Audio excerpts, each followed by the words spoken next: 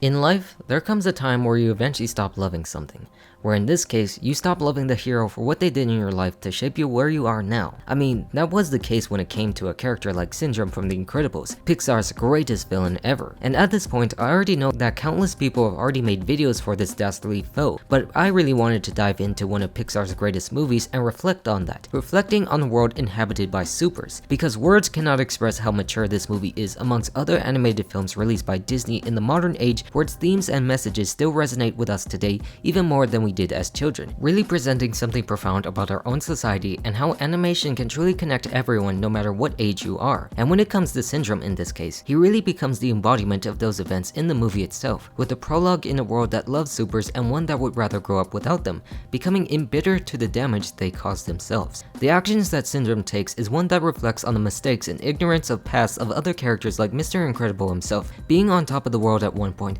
then losing it the next, where that high pedestal makes you neglect the importance of those you save and those around you, or he refused to help everyone out, where that spiraled into them turning their backs on supers as a whole. If anything, Mr. Incredible's actions only straightened the worst parts of Buddy, an impulsive kid who thought he could prove his worth, but only doing so dangerously that could have gotten others killed, where once supers actually rejected him for doing that, it allowed those rash attitudes to develop into something more devious that would kill anyone who would get in his way. And when you see that journey, then you know that Pixar really hit gold with this very movie and just shows how bad they messed up in the sequel with the lamest villain a superhero movie could actually produce. And that is something I'll mention later for her failure specifically as a villain as we will go along. But for now, let's rewind the clock back at the beginning in what appears to be the golden age of supers, the height of their power before they were outlawed, where a young Buddy Pines sneaks into Mr. Incredible's car. Cool, ready for takeoff! What the? We see here that he is a young boy who really wants to be a sidekick fighting crime. But of course, knowing the dangers of his work entails and the lunacy of kids idolizing him, he kicks him out to continue his lonesome hero work. And even though what we see later on would seem harsh on his part, we can see that it's justified by what I just said and what he had done before.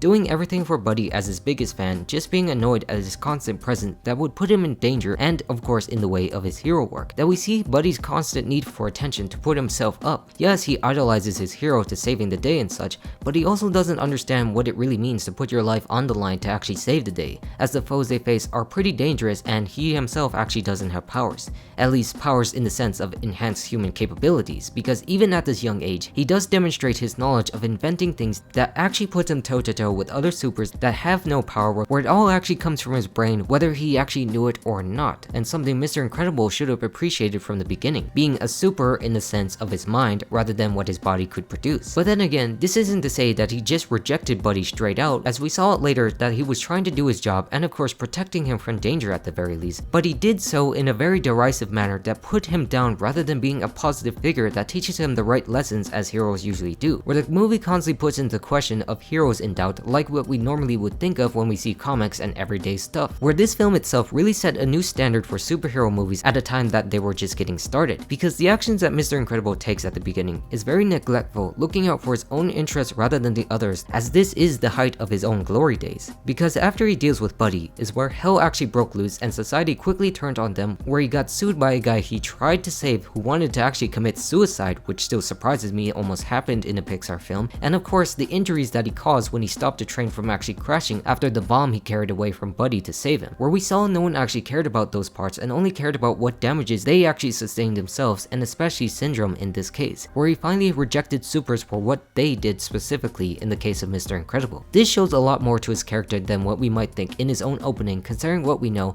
because he spent a lot of time idolizing Mr. Incredible specifically, where he really didn't actually have a father figure in his life, where we can assume here that he was raised only by his mother instead, where his father either died or left him when he was very young, because we know he was specifically looking for something within Bob himself, spending too much time at this point in his life and forgetting everything else, just caring about being the fan of Mr. Incredible himself. He couldn't actually care less about the consequences or saving others, where the only goal on his part was to actually impress him, something that we would see later on when the flashback actually negated Bon Voyage from the original scene when Mr. Incredible said he worked alone. And this attitude only developed as he grew up. The traits he demonstrated would actually now spiral out of control to turn him into a malignant narcissist bent on trying to prove a point to society and eventually enrich himself in that very process to see he was actually right. Because after supers were banned, we saw Mr. Incredible's life also spiral into a downward pit of mediocrity. Clearly not happy working for InsureCare, who only cares about the investors rather than their customers, and just living a hectic life trying to raise a family with powers they have to conceal. We see this in Dash himself, who when driving home with his mother would also echo something Syndrome would say later on in the film, when everyone is special. Everyone's special, Dash. Which is another way of saying no one is. I highlight Dash here because he is a young boy just like Buddy was at the beginning of the film, who wanted to use his powers for good, but can't because of what society said. The difference here is that his mother is at least trying to actually help him for the better, and Bob is actually encouraging his son with his own powers, even though he might say otherwise. Where what makes Syndrome's character brilliant in this situation, even though he doesn't appear just yet, is how he influences Bob to long for the glory days once again, getting the opportunity to do so by Mirage herself, who actually secretly works for Syndrome. Once again, when we see his argument with Helen, we see what he prioritizes in his life that neglects the one in front of him. How like Buddy in this situation, he constantly seeks something to save rather than seeing what others can do or not to do that gets him caught up into something else. How he doesn't understand the consequences of how he treats others and how that actually shapes them for the better or worse, where it's one that he gladly learns along the way at his own job, with his family and himself. And that's when it all culminates together when Mr. Incredible is able to go down to this island and fight these Omni droids as his new secret job so he can go back to where he was in his life, all of which was orchestrated by Syndrome himself, where when it was revealed that a bigger and badder Omni droid comes into view after he defeated the last one is where he finally gets the reveal of a lifetime himself, his biggest fan standing before him. After all,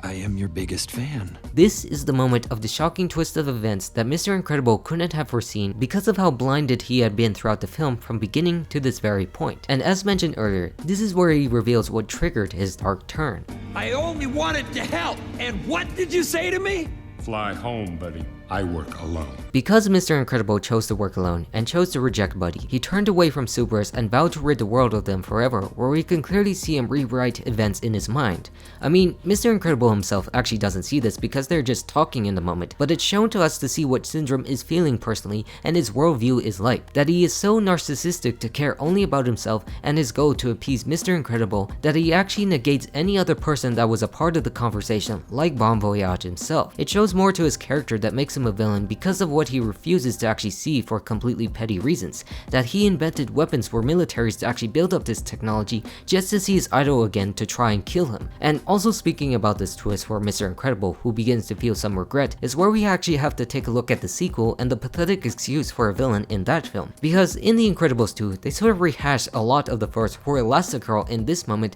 where it becomes so forgettable to the ideas of the very story, especially in its villain in Evelyn Endeavor. Because the build up to that villain was hardly there and wanted to be more akin to a twist villain, not shown to be evil to the good guys quite yet, but later on, where it was really revealed that she wants to keep supers illegal, even though her brother's plan was to make them legal again because of what their fathers did the night that they were all banned from hero work, that he tried to call them when they were robbed but actually couldn't because of that very law, and that is what actually killed them in the end, where because of that event, she decided that supers were not good enough because her father was a fucking idiot that couldn't actually get into the safe, all of which was absolutely stupid, being the worst motivations for a villain in a superhero story, because her plans herself actually hinged on them being bad in the public and not worthy of being legal again, while also actually helping them along the way for the first half of the movie. This just doesn't work because it wasn't really built up to this very point, unlike Syndrome where we actually got the picture of where the villain was right before it was revealed to be the villain himself, where certain events done by supers really did affect his life for the worse, where this one really didn't because they weren't actually allowed to do so in any way. Her hatred of supers actually stems out of the law that she actually wants to uphold herself and nothing more, where that is actually kind of pathetic if you ask me. Everything they tried to do with Evelyn was more of a watered down version of Syndrome himself, like how they both don't have physical powers but more technical ones, have a hatred of supers for what they did in their lives, either directly or indirectly,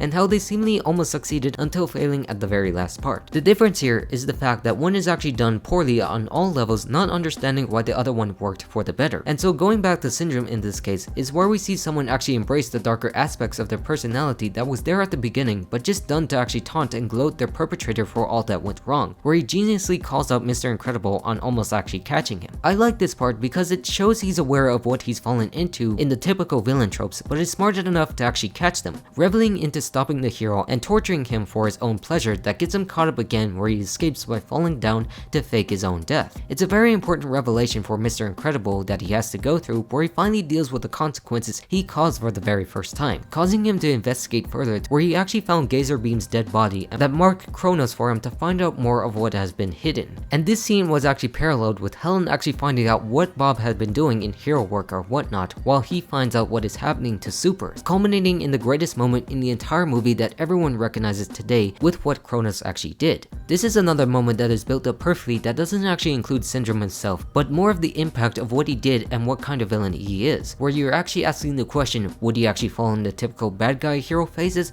or something much more darker, where we actually do find out that it is much more darker than we realize, where Syndrome has actually been luring Supers to their very deaths with each new robot he had been working on, with Supers who actually attended Mr. Incredible's wedding at the very beginning with Helen, making it more emotional and personal to what is happening in the story beyond just the comrades he worked with when Supers actually populated the world. What's even more worse about this moment is how each of them were only just built up to actually find Mr. Incredible himself, that they all were just statistics to him to try to improve the bots based on each of their unique abilities so that he could get to the one he always wanted. He didn't care as long as it led up to what he specifically wanted, and to prove how useless Supers really were, that demonstrates to us what happens when the right man with the wrong mind is put into power. We also see this when Elastigirl and Frozone were also put on his radar, right before looking at himself. People close to him that were also targeted before he was himself. We're back earlier when they were actually going bowling. Mirage actually targeted Frozone himself, but found Mr. Incredible actually hanging out with him, putting his plans into motion earlier than expected by the stroke of luck. One that would have actually gotten Frozone killed before them to try and actually investigate that point. And because of that, it actually proves that he was the target all along that was actually done by his biggest fan behind all of this. All of these deaths, which are the most that any Pixar or Disney villain to date could ever do, was all just done so that he could live this very moment in the movie, that he truly is the darkest villain to date, strengthened by his own quote that Lucius said to Bob earlier in the film.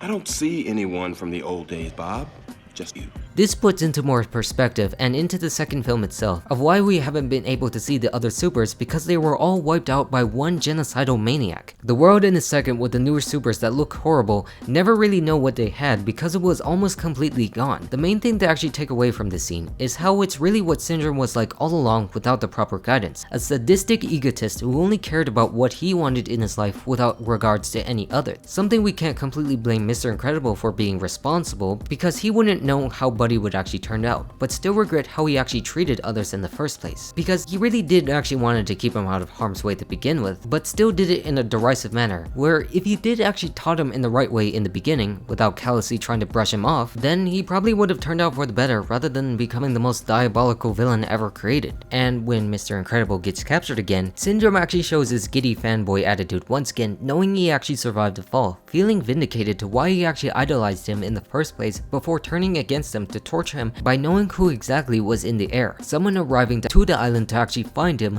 which was his wife all along, who's trying to find out what he had been doing. This scene here is done to demonstrate to us of how smart he really is at exactly figuring out the time that they arrived with how this homing signal was actually released, giving Helen an opportunity to actually find him, where it's one that really shows how dark Syndrome is, where how he actually sends missiles straight towards his own family, which sends them into shock, where of course he doesn't actually care or knows who exactly is in the plane yet at this point, because it's all done to remind himself that Mr. Incredible actually prefers to work alone, forgetting about others around him that he wanted to be a part of. And this is something Buddy himself actually showed when he disregarded Mirage's life when she actually tried to save him from Mr. Incredible's grasp, threatening to actually crush his assistant, where it shows he just doesn't care and actually wants him to actually do that to see what it's like, where just when you thought he couldn't be any more bad than he turned out to be, he gets even much more worse, disregarding the lives of even those he actually works with, where because of this, Mr. Incredible actually lets her go because he knows it would actually only prove his point about what supers are like, disregarding others for the sake of it.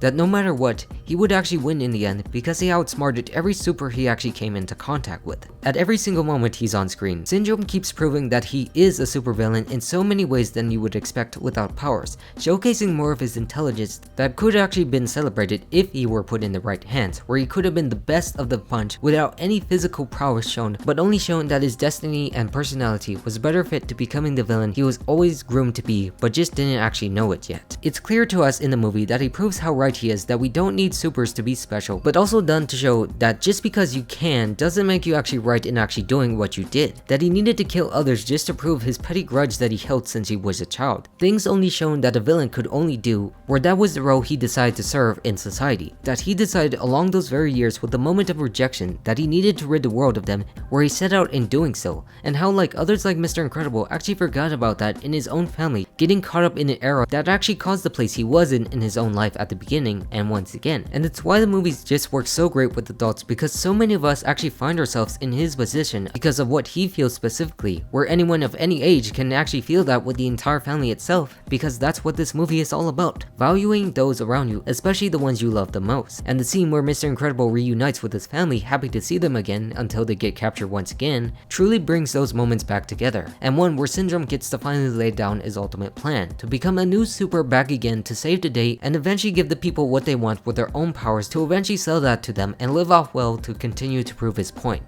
And when everyone's super, No one will be. It's a moment that parallels and harkens back to earlier in the film, where Dash actually thought the same thing, where that when everyone is special or super, that actually meant that nobody would be special at all. That Syndrome is set out to make everyone choose for themselves rather than making heroes choose to save that for them. I mean, when you think about it, that actually sounds okay for everyone who wants their own things in life, but in the context of what is happening and what plans he actually cares about enriching himself off of being petty, it's actually pretty worse, because people would actually act more selfish, looking out for themselves and their own self-interest rather than the others like supers actually did to actually help for the better. That when people weren't capable of actually doing so to help others out, that we saw them actually fulfill that role to actually help society for the better. And one where we see Bob break down to his family, really showcasing what actually really mattered and should have from the very beginning. That he himself actually should have been there for his family when he actually thought about only himself to relive those super days just to be free again. Yes, he cares about helping others and his family, but it's more about the rush of it rather than what his family actually provided himself in that gap to actually prove otherwise. That he realized himself that his greatest adventure was his family himself, when he thought life was actually undervaluing him. Where just being there for your family is the greatest thing above all, where at the very least, that's something Syndrome actually did for the better in Bob's own life, to be a part of to make others realize this and what he actually caused himself to at this point. That in his past with Buddy, it actually gave him a chance at redeeming himself for the future of his family, and especially having that within the likes of his own children in both Dash and Violet, who are the future and represent what kids are like within that family. This also showcases the extent of Syndrome's own arrogance and intelligence, where he tried to convince the public that he could defeat this new threat, but actually turned out for the worse when his own Omnidroid actually turned out to be smart enough to defeat his own weakness like it would any other super, quickly turning against him and getting curb stomped by his own invention